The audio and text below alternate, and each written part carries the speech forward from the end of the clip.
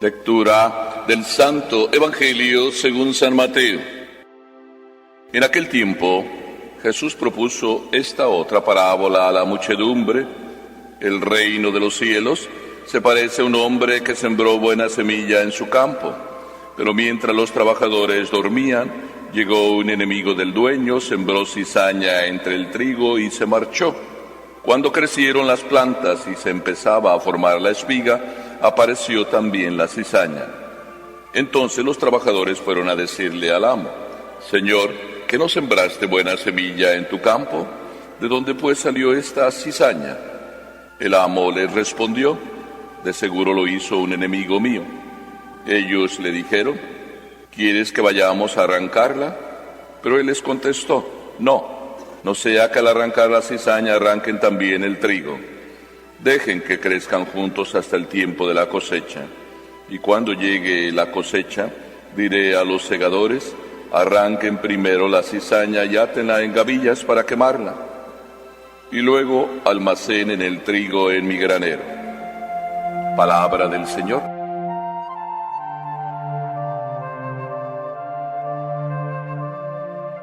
Me da gusto que haya niños, que haya jovencitos, que haya adultos y jóvenes con juventud acumulada desde hace mucho tiempo. Porque este evangelio, de alguna manera, para los niños como que no es, porque no lo van a entender.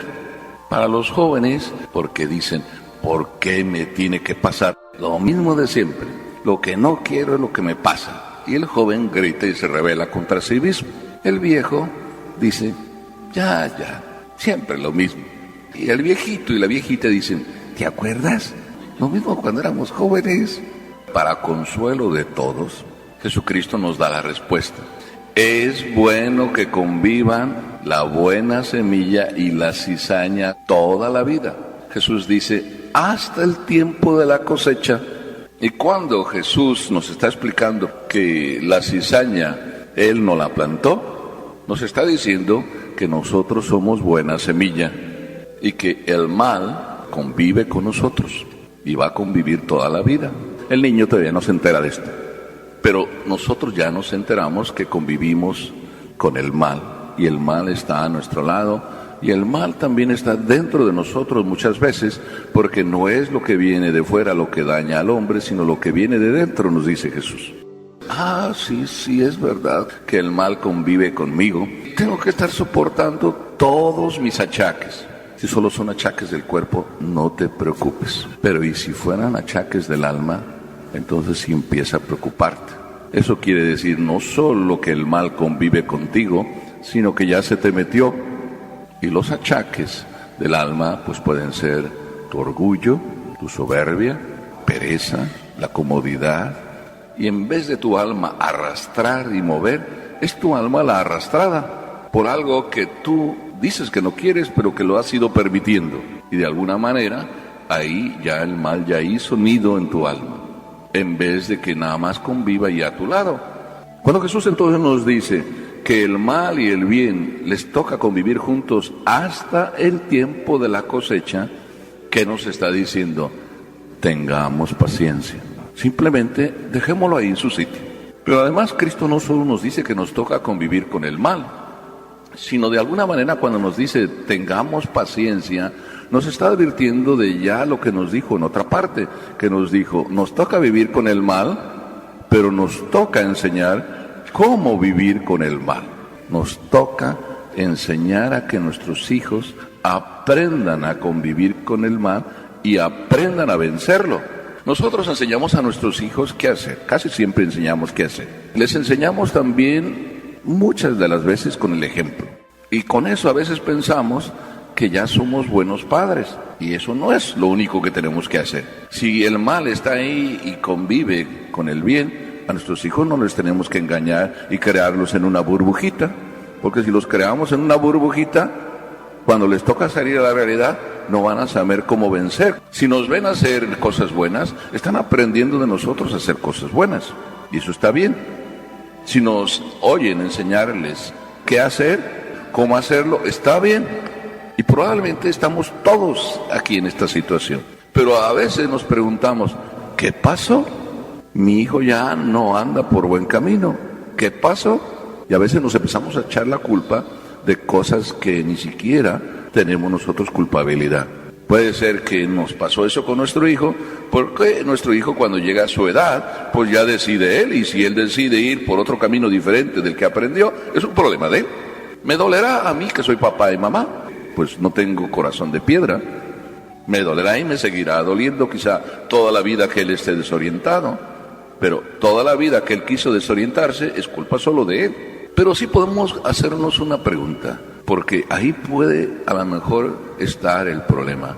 Les enseñamos por qué hay que hacer las cosas, no solo cómo, no solo que se las hagamos, no solo que vean ejemplo, sino además que sepan por qué. Y tu hijo cuando tiene 12 o 13 o 14 o 15 o 16 o 17 años, depende cuándo le llegue la edad de los porqués, porque hay un tiempo, cada uno lo tiene. ¿Por qué tengo que hacerlo? A veces lo dice en sentido rebelde. ¿Por qué siempre a mí? Tú entiendes que no es siempre una actitud rebelde. Es simplemente quieren saber por qué.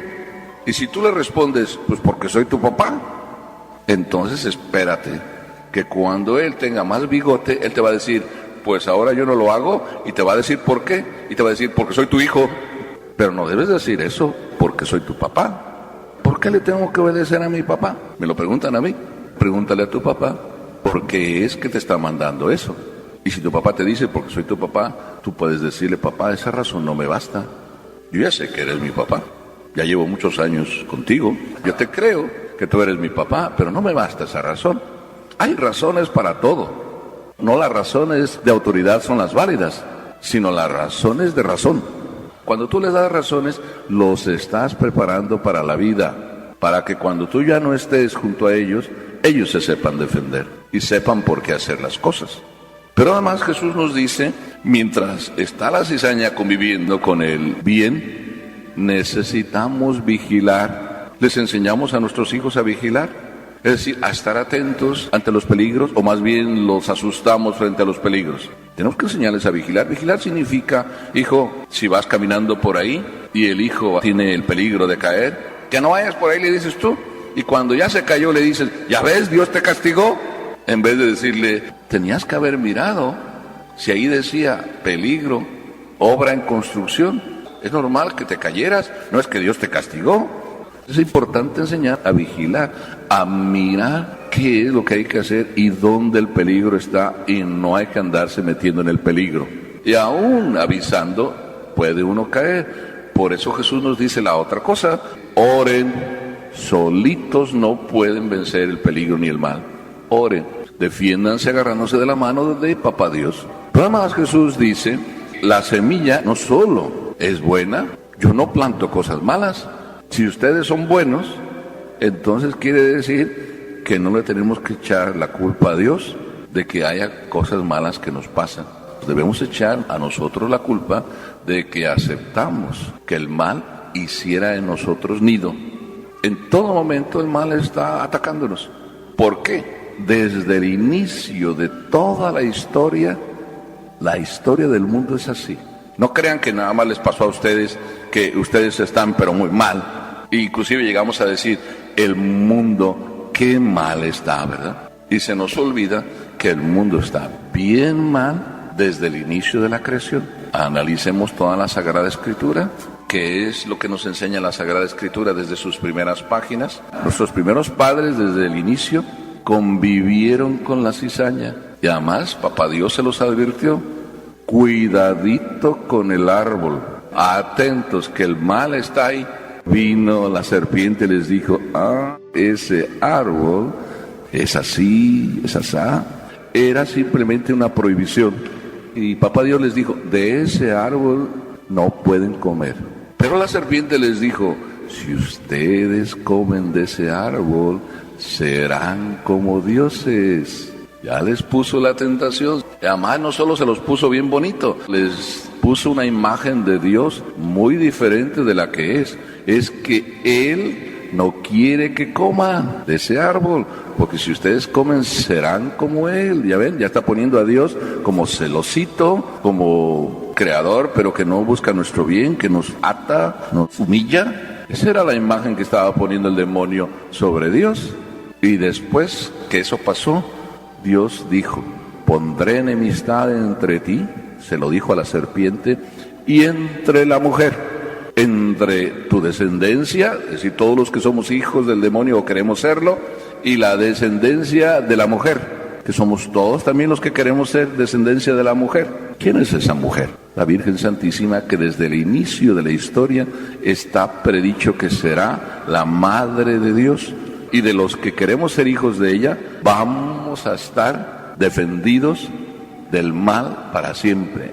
Ella te pisará la cabeza, te la aplastará mientras tú querrás morderle el calcañar. Entre ti y la Virgen hay enemistad perpetua. Entonces de aquí se deduce que siendo nosotros semilla buena, ¿cómo nos tocará ser y continuar siendo semilla buena? Agarraditos de la Virgen. Ahí tenemos nuestra seguridad, porque ella le pisará la cabeza. Lo importantísimo es no solo que sepamos el camino, no solo que sepamos cómo, no solo que sepamos por qué, sino que también no se nos meta el orgullo y sigamos siendo hijos. Es interesante que muchos de ustedes ya no tienen mamá. Pero que no les pase un peligro o se den un golpe y la primera palabra que dicen en medio del golpe y la caída: mamá, si no está, ya se murió, no va a venir a ayudarte. ¿Por qué la invocas? La invocas porque tu mamá, así lo crees, la tienes en el corazón, la tienes en la boca, la tienes en la mente, es la única que va a dar la vida por ti y te va a rescatar. Entonces, si tú cuando estás en peligro espiritual, tú también dices: Virgen Santísima de Guadalupe, ayúdame. Madre Purísima, conserva limpio mi corazón. Auxiliadora de los afligidos, consuélame. Ayuda de los cristianos, protégeme. Y ahí están todas las letanías que las pueden ustedes usar en cualquier momento, conforme quieran. Si así vamos, les aseguro que al tiempo de la cosecha, ¿qué va a pasar? Que la cizaña simplemente estuvo aquí siempre a mi lado, pero nunca me hizo daño.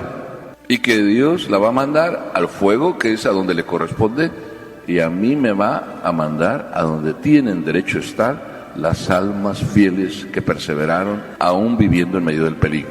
Para eso, para vivir en medio del peligro y poderme encontrar con el abrazo definitivo del Padre, me toca ser perseverante. Y para también encontrarme a mis hijos allá, me toca enseñarles a ser perseverantes en su lucha contra el mal. ¿Verdad que no somos así? ¿Verdad que, aunque esto está bien claro, no estamos del todo libres de la caída? Entonces Jesús nos dice: no es de los que nunca caen que es el reino de los cielos, sino el reino de los cielos es de los que cayendo se levantan. No lo dice así Jesús, más que yo se los digo para que me entiendan. Lo dice de otra manera: de los que perseveran es el reino de los cielos, no de los perfectos. Jamás en toda la Biblia ustedes van a encontrar la frase: el reino de los cielos es para los perfectos. El reino de los cielos es para los que luchando día con día y levantándose después de cada caída, permanecen en la lucha. ¿No les parece consolador esto? Como diciendo: ay Padre, pues si nos la pone tan facilito, pues yo creo que sí me toca a mí ir al cielo. Y de esa manera esté nuestra lucha firmada por Dios en el libro de la vida. Amén.